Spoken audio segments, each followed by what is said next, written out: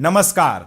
क्या आप जानते हैं कि आपकी जेब और तिजोरी में रखा सोना अचानक आग उगलने लगा है। सोने की कीमतों ने अंतर्राष्ट्रीय बाजार में ऐसा कोहराम मचाया है जिसने पूरी दुनिया के होश उड़ा दिए हैं। लेकिन इसके पीछे असली खिलाड़ी केवल अमेरिकी डॉलर या ब्याज दरें नहीं, बल्कि हमारा पड़ोसी देश चीन है, जो गुपचुप तरीके से सोने का महाभंडार खड़ा कर रहा है। और इसी वजह से सोने की कीमतों में इतनी जोरदार तेजी देखने को मिल रही है। चीन ने वैश्विक स्वर्ण बाजार का पूरा खेल ही पलट कर रख दिया है और अंतर्राष्ट्रीय बाजार में सोना करीब 3.5 महीने के उच्चतम स्तर पर पहुंच गया है। आंकड़ों के मुताबिक चीन जो सोना आधिकारिक रूप से खरीद रहा है, हकीकत में उसकी खरीदारी उसके ऑफिशियल आंकड़ों से कहीं ज्यादा है।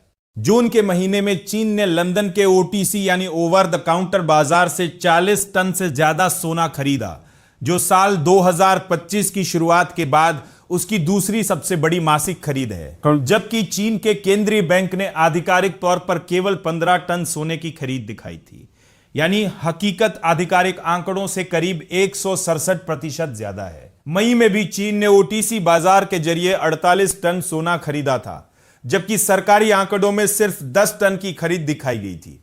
यानी केवल मई और जून में ही चीन ने चोरी छिपे लगभग 88 टन सोना खरीद लिया है। इसके बाद जुलाई में भी चीन के केंद्रीय बैंक ने आधिकारिक रूप से 20 टन से ज्यादा सोने की खरीदारी की, जो अक्टूबर साल 2023 के बाद की सबसे बड़ी मासिक खरीद है।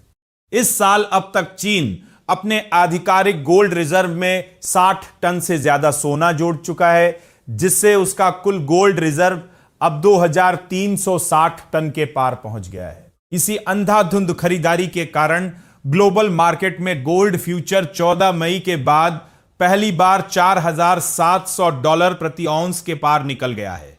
भारत की बात करें तो खबर लिखे जाने तक 5 अक्टूबर साल 2026 के एक्सपायरी वाला 1 किलो सोना 0.63% की बढ़त के साथ 1,63,000 रुपए के पार कारोबार कर रहा है। सोने की कीमतों में केवल एक हफ्ते में 5% और एक महीने में 13% से ज्यादा की भारी तेजी देखी गई है।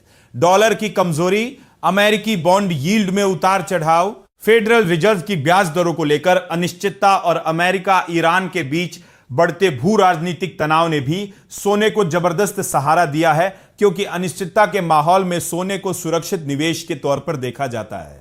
अगर चीन और दुनिया के दूसरे केंद्रीय बैंक इसी तरह अपना गोल्ड रिजर्व बढ़ाते रहे तो आने वाले समय में सोने की चमक और भी ज्यादा बढ़ सकती है। हालांकि महंगे सोने के कारण खुदरा बाजार में आम खरीदार अभी खरीदारी टाल रहे हैं। तो दर्शकों, क्या आप भी इस समय सोना खरीदने की सोच रहे हैं? अपनी राय हमें कमेंट बॉक्स में लिखकर जरूर बताएं